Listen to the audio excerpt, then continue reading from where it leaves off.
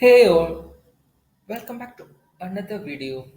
So today we are continuing with yfinance module.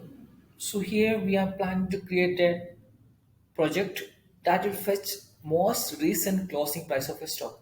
So that is most important value, right? We need to find out the latest closing price of a stock or a particular stock. So we know that we'll get all the historical data using finance, but here we are trying to get most recent closing price of a stock. So here we are planning to get April stock. So we have to get the most recent stock price.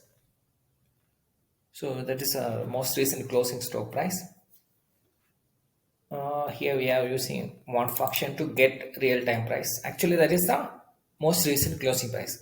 Don't confuse with that function. I also using that Y finance module we are fetch using ticker we are passing, and we have to pass the SOC 9, that is ticker symbol, and we have to fetch the last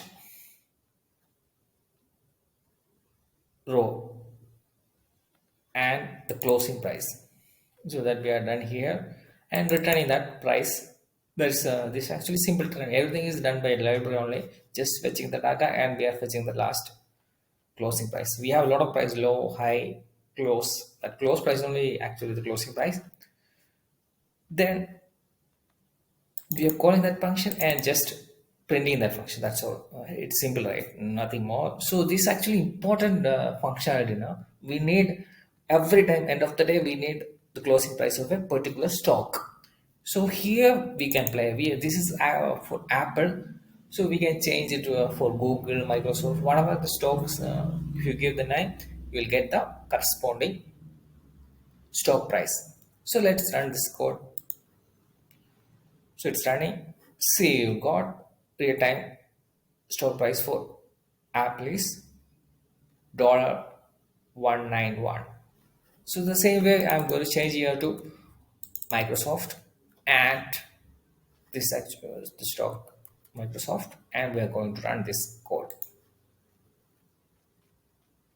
See, the closing price of this Microsoft is $374. So this is actually most useful application, right?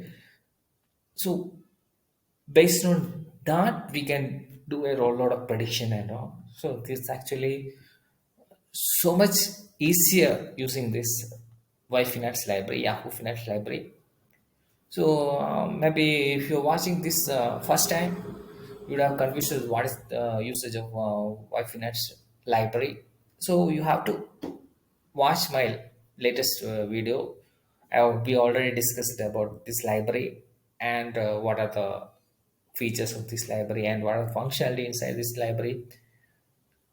All are there. If you having any doubt or any clarity, please add in the comment section. So we'll discuss in details if you have any doubt. Hope you understood. Thank you for listening me. Bye.